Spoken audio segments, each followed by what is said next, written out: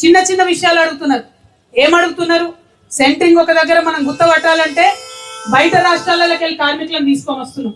మరి తీసుకొని వచ్చేటప్పటికే వాళ్ళకి ఈఎస్ఐ కార్డు కావాలి, దాని గుర్తింపు కావాలి.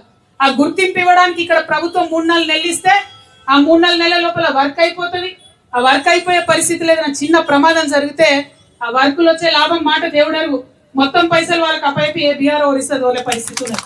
మరి అట్లా చేయకుండా ఇమీడియట్ గా బయట నుంచి వచ్చేటటువంటి కార్మికులకు ఈఎస్ఐ కార్డు ఇవ్వాలని అంటున్నారు. ఎందుకోసం ఈఎస్ఐ కార్డు అడుగుతున్నారు? నిజంగా కూడా ఎల్లని జీవితాలు. ఈ పని తప్ప ఇంకో పని రాదు కాబట్టి, ఈ పనులనే ఉంటున్నాం, ఈ పని నేర్చినాం కాబట్టి ఇదే పట్టుకునే ఉన్నాం కానీ నిజానికి పెద్ద ప్రాఫిట్ అయితే వస్తలేదు. అయినా ఎందుకు చేసుకుంటూ ఇంకో 10 మందిని బతికిస్తున్నారు. మరి బతికించేటటువంటి సందర్భంలో మనకు వెళ్తలేదు, హాస్పిటల్కి పోవాలన్నా ఖర్చులు వెళ్తలేవు, కూలీలకు హాస్పిటల్ తీసుకుపోవాలన్నా వెళ్తలేదు, పెద్ద పెద్ద కార్పొరేట్ హాస్పిటల్ చూసే పరిస్థితి లేదు. కాబట్టి ఖచ్చితంగా ఈఎస్ఐ కార్డు ఉండాలి.